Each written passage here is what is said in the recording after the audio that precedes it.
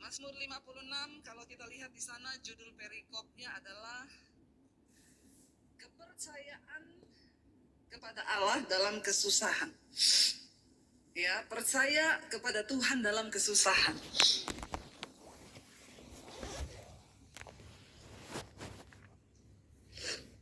Mazmur 56. Ya, kalau sudah bisa ditayangkan, kita akan lihat bersama-sama. Ayat yang pertama mulai, saudara. Di sana kita baca sama-sama ya. Mazmur 56, ayat yang pertama. Baca sama-sama, 1, 2, 3. Untuk pemimpin biduan menurut lagu merpati di pohon-pohon tarbantin yang jauh. Miktam dari Daud ketika orang Filistin menangkap dia di Gad. Saudara, judulnya di sana kepercayaan kepada Allah dalam kesusahan. Waktu kita senang, waktu keadaan baik, percaya sama Tuhan gampang nggak? Gampang. Tetapi di dalam kesusahan, lalu dikatakan percaya kepada Tuhan itu susah nggak? Keadaan rasanya tidak ada jaminan, di depan mata semua rasanya buntu, tertutup. Tapi kita disuruh mempercayai janji Tuhan, disuruh mempercayai bahwa Tuhan itu hebat, dia sanggup. Itu tidak mudah. Makanya banyak orang mengaku percaya kepada Tuhan, tapi hanya sedikit yang berani mempercayakan hidupnya kepada Tuhan. Tidak semua orang Kristen sungguh-sungguh percaya kepada Tuhan. Kesusahan, kesulitan itu adalah cara Tuhan untuk memurnikan iman kita. Di tengah keadaan yang seperti ini kita lihat ada begitu banyak orang masih ketakutan, saudara. Masih banyak yang takut mati. Saya tidak menyuruh kita menentang kematian. Menantang kematian tidak. Ya, tapi kita harus kembali bahwa hidup mati kita tuh di tangan Tuhan. Bukan di tangan corona. Bukan di tangan sesuatu apapun, tapi di tangan Tuhan. Kalau sudah waktunya kita mati, kita sembunyi dimanapun pasti mati. Tapi kalau belum waktunya, maka kita tidak akan mati. Jangan pernah lupa iman ini. Di tengah keadaan banyak orang ketakutan sampai mereka melupakan firman, saudara. Nah, hari ini percaya kepada Allah dalam kesusahan, yang tulis ini Mazmur adalah Daud. Kenapa setiap tulisan Daud, setiap pujian Mazmur yang ditulisnya itu menjadi berkat bagi banyak orang? Ya, bahkan lagu yang kita nyanyikan tadi, ku tidak takut sebab kau besertaku, itu tulisannya Daud. Kenapa tulisannya dia benar-benar menjadi rema sampai hari ini, menjadi lagu-lagu yang membangkitkan iman? Karena Daud mengalami. Kalau orang tidak mengalami, maka dia tidak akan pernah rasa dan tidak akan pernah tahu bagaimana ada di dalam keadaan itu. Makanya ada yang tanya, Bu, bagaimana tips untuk bisa berkhotbah dengan baik, Bu? Saya tuh pengen kayak Ibu Debbie khotbah. Saya bilang, hidupi yang Anda khotbahkan, khotbahkan yang Anda hidupi. Kita nggak bisa jadi orang yang hanya berteori, teori dan teori. Iman itu bukan teori. Jangan mundur satu langkah pun hari-hari ini, tetap taruh imanmu. Di masa sulit inilah masa pemurnian bagi iman kita. Kenapa Daud menulis ini, saudara? Perhatikan di sana dikatakan, ini adalah miktam dari Daud ketika orang Filistin menangkap dia di Gad. Saudara tahu Gad itu daerah Filistin. Daud itu musuhnya orang Filistin. Tapi Daud tidak punya pilihan. Dia harus melarikan diri ke daerah orang Filistin karena dia mau dibunuh sama Raja Israel, yaitu Saul. Kita lihat bersama, ketika Daud tahu Saul berniat membunuh dia, dan persoalannya kenapa Daud mau bunuh Saul, mau bunuh Daud, cuma karena iri hati, karena Saul tahu Daud bakalan menggantikan kedudukannya sebagai raja. Dan kita melihat Daud seorang yang berkenan di hati Tuhan, tapi kenapa Tuhan izinkan pergumulan yang begitu berat harus dihadapi orang yang berkenan di mata Tuhan? Tidak gampang, saudara. Makanya saya bilang, kalau saudara mau jadi orang Kristen yang enak-enakan, Anda tidak akan pernah berkenan di hati Tuhan. Karena perkenanan Tuhan kita dapatkan waktu iman kita teruji percaya. Bagaimana Tuhan bisa menyatakan dia berkenan kepada kita? Dia melihat hati dan imanmu. Ketika akhirnya Daud memenangkan pertempuran melawan Goliat, Daud cuma maju menghadapi Goliat dengan apa? Iman, bukan dengan senjata. Bukan dengan keahlian perangnya. Dia bukan prajurit, tadinya cuma penggembala kambing domba yang beberapa ekor. Ketika dia mendengar Goliat mengolok-olok barisan bangsa Israel, Daud bilang, siapa orang Filistin yang tidak bersunat ini yang berani mencemoohkan nama Allah yang hidup. Dia nggak ngomong nama bangsaku. Nggak. Siapa orang yang tidak bersunat ini yang berani mengolok-olok Tuhan Allah yang hidup. Daud cuma maju dan berkata apa? Aku akan melawan engkau bukan dengan senjata, bukan dengan kekuatan, tetapi dengan nama Tuhan Allahku. Allah yang menyertai aku di padang ketika aku menggembalakan kambing domba. Waktu singa beruang aku hadapi. Allah yang sama yang akan menyertai aku untuk menghadapi raksasa ini yang tidak bersunat. Itu iman, saudara.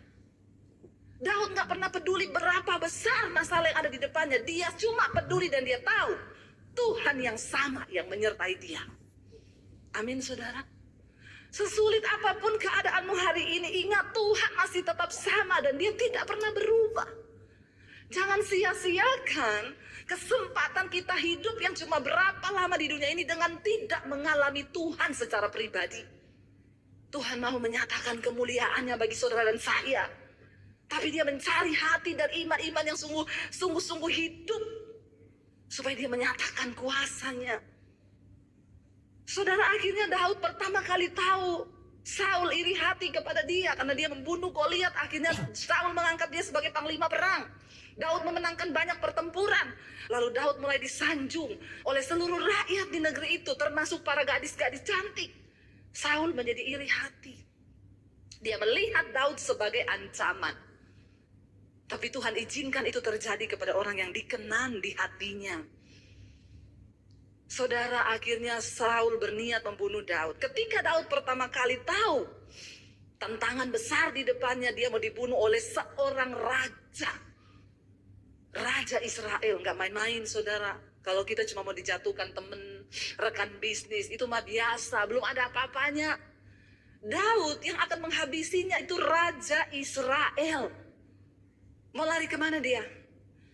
Langkah pertama yang Daud ambil untuk mengamankan diri, dia datang kepada Yonatan, anak Saul, karena dia berteman akrab dengan Yonatan.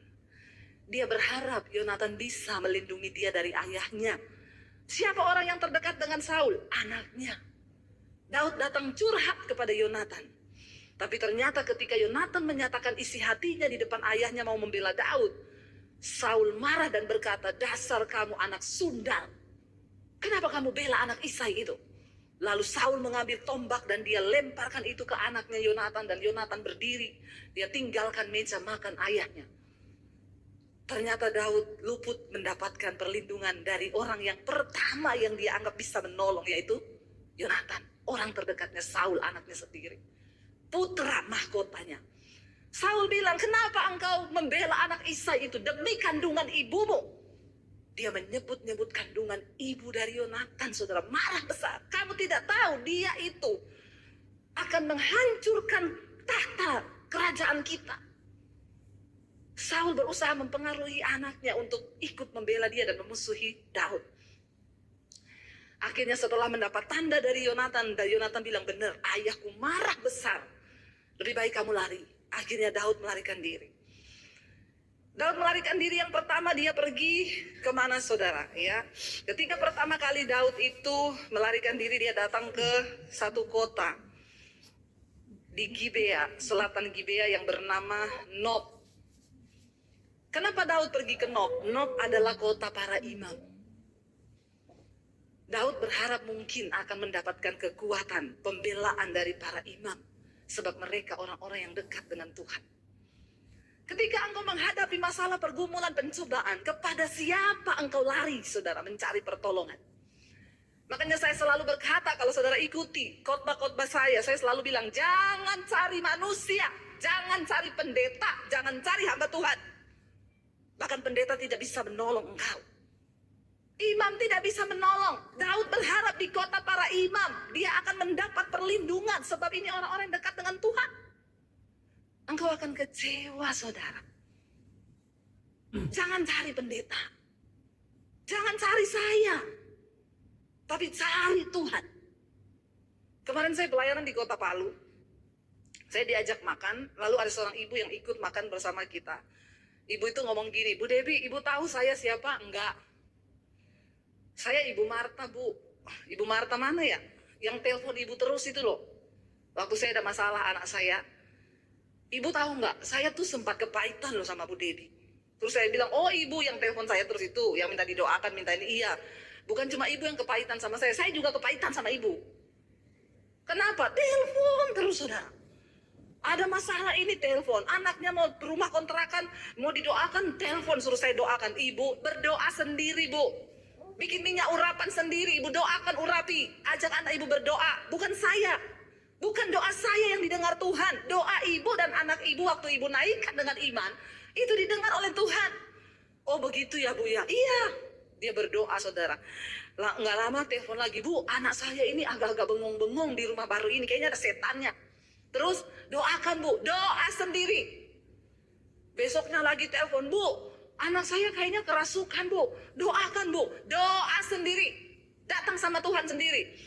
Akhirnya saudara, dia panggil beberapa pendeta, dia kepahitan sama saya. Saya pelayanan di Solo, dia telepon. Saya pelayanan sini tiap hari telepon berapa kali, saudara.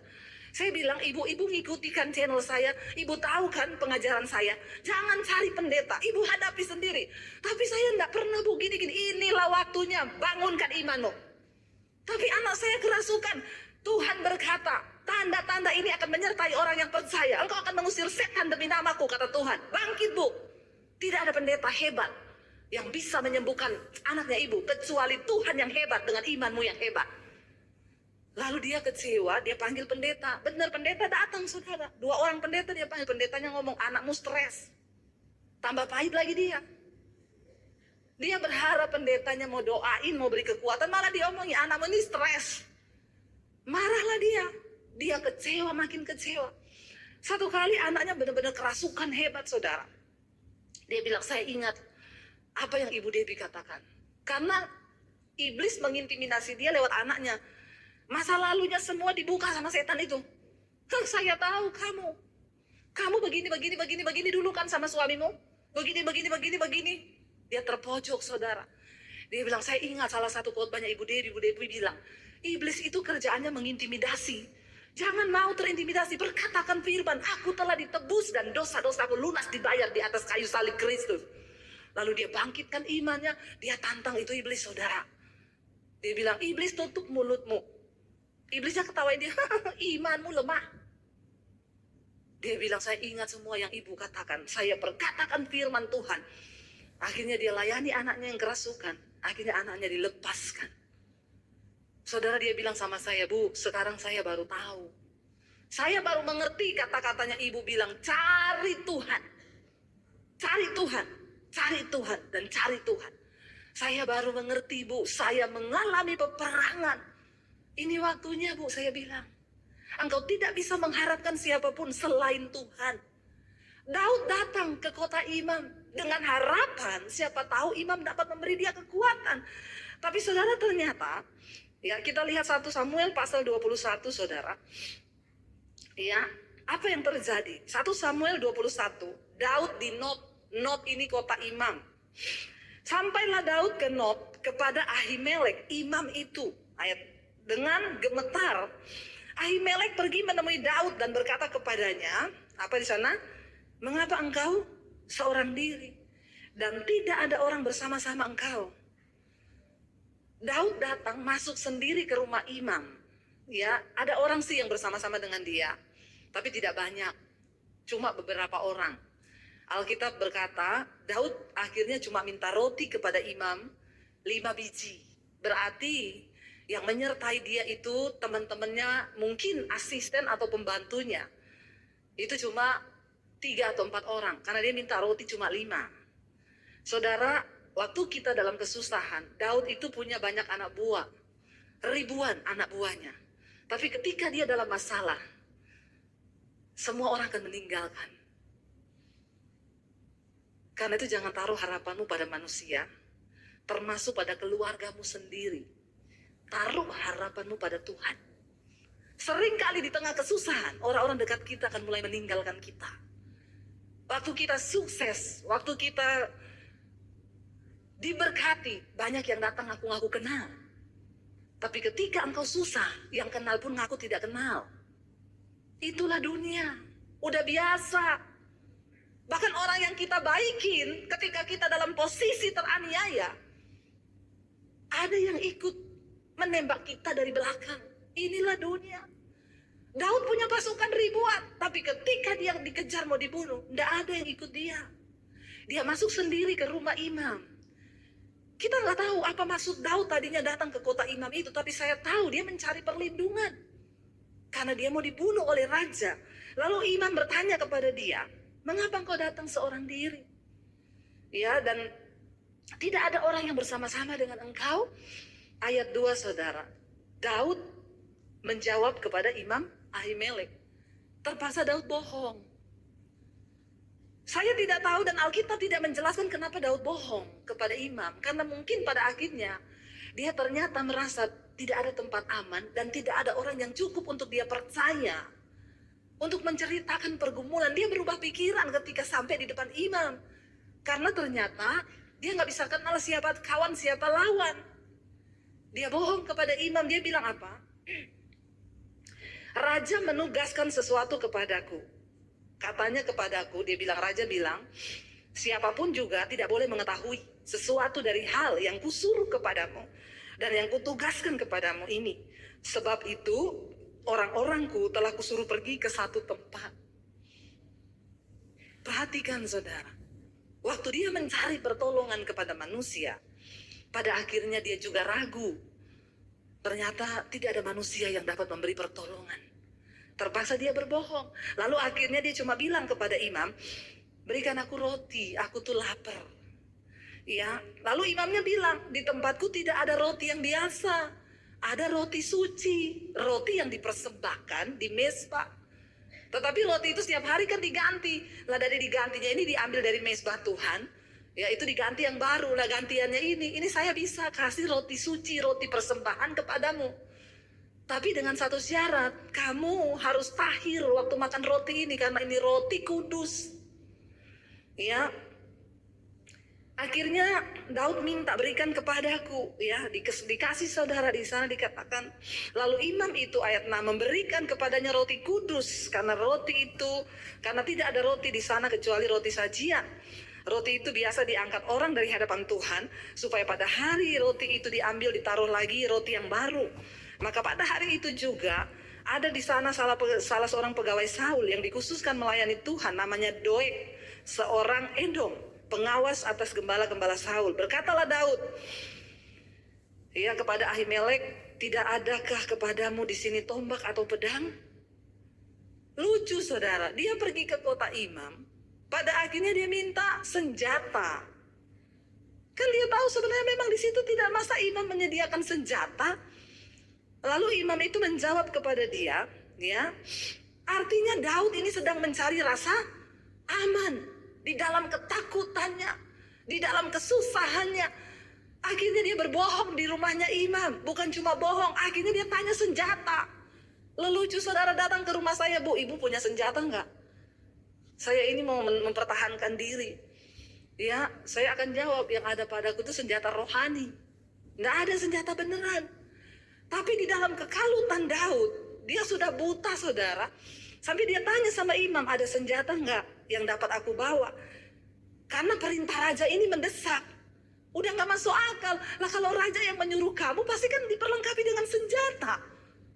Itulah orang kalau dalam ketakutan membabi buta saudara. Udah bohong, datang ke rumah imam cari senjata. Lalu akhirnya ayat 9, kemudian berkatalah imam itu, yang ada cuma pedang Goliat. Ya, yang pernah dibunuh oleh Daud. Goliat orang Filistin yang kau pukul kalah di lembah Tarbantin, itulah yang ada di sini terbungkus dalam kain di belakang efod itu. Ya cuma kenapa itu yang ada? Karena memang itu kan bersejarah. Itu senjata orang yang pernah menggetarkan seluruh bangsa Israel dan dikalahkan oleh Daud, makanya pedangnya ditaruh di situ. Saudara, jadi bukan pedang yang memang disimpan oleh imam untuk mau berperang atau untuk dipakai membela diri. Ya, dia bilang hanya itu yang ada di sini, terbungkus dalam kain di belakang efod ayat 9. Jika engkau hendak mengambilnya, ambillah. Yang lain tidak ada, hanya ini.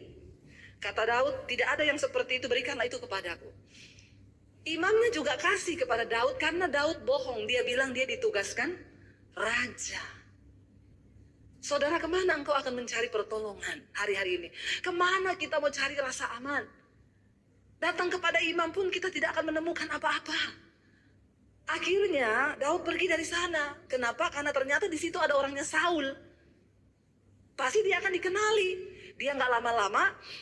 Ayat yang ke-10 saudara, tulisannya sudah Daud di Gad. Nah inilah keluarlah Mazmur tadi yang kita baca.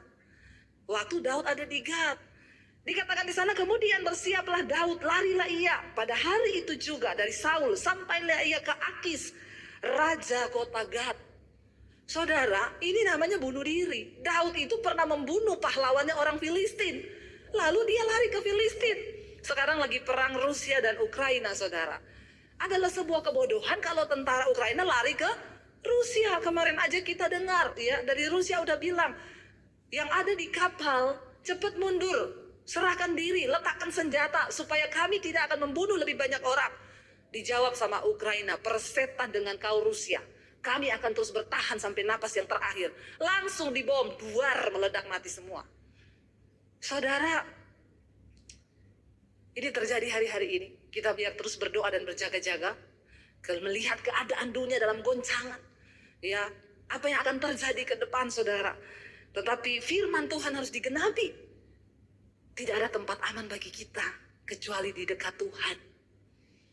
Kenapa, saudara? Bahkan kematian pun menjadi keuntungan waktu kita dekat Tuhan. Lalu saudara dikatakan dia pergi ke Gad. Ini orang gila. Sudah dalam pelarian, bohong datang ke rumah imam, gak dapat keamanan, tidak dapat kenyamanan karena di situ ternyata ada orangnya Saul. Dia udah bingung. Dia berpikir kalau dia lari ke daerahnya orang Filistin, tidak mungkin Saul akan mengejarnya sampai ke sana. Daud berpikir itu adalah tempat aman bagi dia di daerah musuh. Tetapi ternyata ketika sampai di sana, Daud ditangkap di sana. Pegawai-pegawai Akis menangkap dia dan berkata kepada tuannya, bukankah ini Daud, raja negeri itu? Bukankah tentang dia orang-orang menyanyi berbalas-balasan sambil menari-nari demikian? Saul mengalahkan beribu-ribu musuh, tetapi Daud berlaksa-laksa. Celakanya, sampai di Gad, Daud ada yang kenal lagi. Kenapa? Karena dia cukup terkenal. Bayangkan seluruh tentara Israel gemetar dengan Goliat. Daud yang maju. Bagaimana orang tidak mengenal dia? Karena dia pernah mengalami pertempuran yang hebat. Dan dia juga diangkat menjadi panglima perang Raja Saul. Sampai di sana saudara, orang mengenali dia. Ayat 12, Daud memperhatikan perkataan itu. Dan dia menjadi takut sekali. Pernahkah kita mengalami rasa takut sekali? Saya tidak membayangkan ketakutan yang dihadapi Daud. Kenapa? Nyawanya berada di ujung tanduk. Dia mentok, saudara. Lari ke sini mentok, lari ke sana mentok, lari ke situ mentok. Udah nggak ada tempat aman. Dia menjadi takut sekali. Ini adalah seorang penulis Mazmur yang berkata, ku tidak takut sebab kau besertaku. Tapi Alkitab mencatat dia pernah ketakutan sekali. Orang-orang yang dipakai Tuhan di dalam Alkitab, mereka juga manusia biasa. Yang seringkali Tuhan izinkan mengalami hal-hal yang menakutkan di depan mereka. Alkitab mencatat, Daud menjadi takut sekali kepada Raja Akis. Kenapa? Ternyata dia dikenal, saudara. Raja kota Gad itu, ayat 13, sebab itu akhirnya dia berpura-pura seperti orang sakit ingatan. Jadi gila, pura-pura gila. Saya yakin di tengah pergumulan kita yang berat, kita belum pernah pura-pura gila kan? Belum kan saudara? Yang punya utang dikejar orang utang, ditagih utang, terus kita pura-pura gila pernah? Belum kan? Ngumpet iya, tapi pura-pura gila belum. Di tengah puncak ketakutan Daud, dia nggak tahu lagi mau ngapain. Akhirnya Alkitab berkata, dia pura-pura saudara, sakit ingatan di depan mata mereka dan berpura-pura gila di dekat mereka. Ia menggores-gores pintu gerbang dan membiarkan ludahnya meleleh di janggutnya. Ini udah parah banget saudara. Ketakutan yang begitu merasuki jiwanya, mempengaruhi jiwanya sampai tertekan dan dia pura-pura gila. Lalu berkatalah Akis kepada para pegawainya, tidakkah kamu lihat ini orang gila? Kenapa kamu bawa orang gila masuk ke dalam rumah saya? Cepat keluarin dia. Ternyata akhirnya Daud mendapat jalan keluar saat itu. Ya, Tuhan meluputkan lagi, tapi kita percaya itu adalah cara Tuhan untuk menolong saudara di tengah keadaan kepepet sekalipun. Tuhan itu tetap punya rencana atas hidup kita. Dan percayalah, selalu ada jalan keluar yang akan Tuhan beri bagi orang-orang yang terus berserah dan berjalan di dalam kehendaknya. Saudara, lalu kita kembali ke Mazmur tadi. Firman Tuhan berkata, ya Mazmur tadi kita lanjut ayat yang kedua. Mazmur 56, Daud berkata apa saudara? Kasihanilah aku ya Allah. Sebab orang-orang ini menginjak-injak aku. Sepanjang hari aku orang memerangi dan mengimpit aku. Bayangkan itu rasanya saudara. Ayat yang ketiga, seteru-seteruku, di sana dia bilang, menginjak-injak aku sepanjang hari. Bahkan banyak orang yang memerangi aku dengan sombong, ya kata Daud. Waktu aku takut, ini loh statement yang Daud keluarin. Waktu aku takut, aku ini percaya kepadamu. Apa yang menjadi kunci Tuhan meluputkan Daud? Ternyata dia bilang, waktu aku takut, aku ini percaya kepadamu. Dan itu tidak gampang saudara. Waktu kita takut, apakah kita tetap memilih percaya kepada Tuhan? Kita bisa mengambil keputusan dan respon apapun yang bisa kita pilih. Tapi saya mau bilang hari ini, saat engkau takut, pilihlah untuk tetap percaya. Daud bilang, saat aku takut, aku ini percaya kepadamu. Makanya Mazmur dia tulis, ku tidak takut sebab kau besertaku. Kepada Allah yang firman-Nya ku puji. Firman Tuhan dipuji-puji oleh Daud ada di dalam hatinya. Kepada Allah aku percaya, aku tidak takut. Apakah yang dapat dilakukan manusia terhadap aku? Daud sangat percaya, kalau belum waktunya dia mati, dia tidak akan mati. Ketika saya harus berhadapan juga dulu dengan keluarga, saya mendapat tantangan iman ketika saya terima Yesus. Ya, pertama kali papi saya bilang, saya bunuh kamu, kamu bikin malu nama keluarga. Saya tahu itu satu ancaman yang tidak main-main, karena saya tahu papi saya saudara. Di tengah ketakutan saya cuma berkata, aku percaya Tuhan. Mati sekalipun, aku bersama-sama dengan Engkau. Tolong Tuhan, ambil rasa takutku. Aku ini manusia yang bisa takut. Tapi saya tidak mau ketakutan saya menghalangi saya untuk percaya kepada Tuhan. Karena itu kita harus memperkatakan firman. Perkatakan, saat aku takut, aku percaya kepadamu Tuhan. Apapun yang sedang menakutkan engkau hari ini, keadaan ekonomi di depan, saudara percayalah Tuhan sanggup membalikan keadaan. Saya selalu bersaksi, awal masuk pandemi, kami berpikir untuk jual rumah di Jakarta dan balik ke kota Solo bersama suami. Saya cuma bilang, Tuhan yang pernah menolong kita dulu, Tuhan juga yang akan menolong kita saat susah ini. Dan apa yang kami takutkan tidak terjadi, Tuhan balikan keadaan. Kita nggak jadi jual rumah, malah beli rumah lagi. Dan sekarang lagi bangun studio, sebentar lagi selesai. Bukan cuma itu saudara, tepuk tangan buat Tuhan. Di tengah masa pandemi, kami bisa bangun 15 gereja di pedesaan. Itu yang luar biasa. Apa yang kita takutkan belum tentu akan terjadi. Makanya Daud bilang, ketika aku takut, aku percaya. Pilihlah untuk percaya. Kepada Allah yang firman-Nya aku puji. Kepada Allah aku percaya, aku tidak takut. Apakah yang dapat dilakukan oleh manusia terhadap aku? Ini yang saya pegang dulu ketika saya menghadapi papi saya waktu saya jadi Kristen. Apa yang dapat dilakukan manusia kepadaku? Kalau Tuhan berkata belum saatnya saya mati, maka tidak sehelai pun dari rambutku jatuh tanpa seizin Tuhan. Tapi kalau sudah waktunya aku mati Tuhan, roh, jiwa, dan tubuhku aku serahkan padamu. Mati adalah keuntungan dalam Yesus. Lalu saudara dikatakan di sana, mereka mau menyerbu aku. Sepanjang hari mereka mengacaukan perkaraku. Mereka senantiasa bermaksud jahat terhadap aku. Mereka mau menyerbu, mereka mengintip, mengamat-amati langkahku. Seperti orang yang ingin mencabut nyawaku. Apakah mereka dapat luput dengan kejahatan mereka? Runtuhkanlah bangsa-bangsa dengan murka-Mu ya Allah. Daud berkata, sengsaraku Engkaulah yang menghitung. Ini lagu pujian saudara, yang terus menjadi kekuatan ketika saya ada dalam pergumulan. Sengsaraku, engkau yang menghitung air mataku, kau tampung dalam kirbat-Mu. Ya Tuhan, kau tahu hatiku yang hancur, namun ku percaya. Lalu ayat yang berikutnya, musuhku akan mundur waktu ku berseru. Ku yakin Allah di pihakku, kepada Allah hatiku percaya, tangan kananmu memberi kemenangan. Percaya saudara. Makanya waktu engkau takut, nyanyi. Amin. Nyanyi, itu cara saya membangkitkan iman. Waktu engkau takut, imanmu mati. Engkau harus berperang dengan rasa takut itu dengan cara apa? Nyanyi.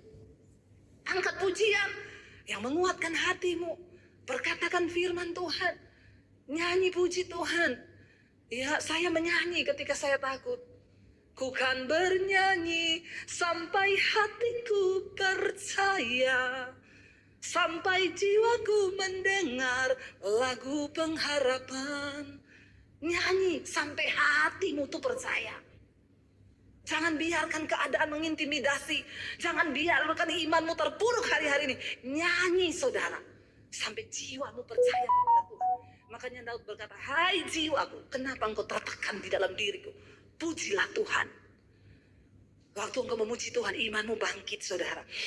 Daud berkata, Allah memihak kepadaku. Aku yakin waktu aku berseru, musuhku mundur. Tuhan ada di pihakku. Dia berkata, kepada Allah hatiku percaya, aku tidak takut. Apakah yang dapat dilakukan manusia? Nasarku kepadamu ya Allah akan kulaksanakan, dan korban syukur akan kubayar kepadamu. Di dalam keadaan tertekan pun Daud tetap ingat semua komitmennya kepada Tuhan. Lalu dia bilang di sana apa? Sebab engkau telah meluputkan aku daripada maut, bahkan menjaga kakiku sehingga tidak tersandung. Maka aku boleh berjalan di hadapan Allah dalam cahaya kehidupan. Saudara, Tuhan tahu siapa manusia, Dia tahu siapa kita, Dia tahu keterbatasan kita. Saat engkau takut, datang di kaki Tuhan. Saat engkau rasanya imanmu lemah, datang di kaki Tuhan, perkatakan dan minta kekuatan dari Tuhan. Karena itu saya percaya hari-hari ini tidak ada yang bisa membuat iman kita ragu. Ketika engkau dekat dengan Tuhan, engkau akan melihat saudara, Tuhan sanggup membalikan keadaan. Saya sudah mengalami. Saya bukan berteori kepada saudara, karena saya mengalami Tuhan. Karena saya mengalami kuasanya. Karena saya mengalami kasih-Nya, penyertaan, dan kemuliaannya hari-hari ini. Tidak perlu terlalu ketakutan berlebihan. Masalah apapun di depan kita, firman Tuhan sedang digenapi, akan datang masa yang sukar di depan mata kita. Tapi orangku yang benar akan tetap hidup oleh percayanya. Karena itu hari ini pilihan di tangan saudara. Mari bangkit berdiri bersama saudara.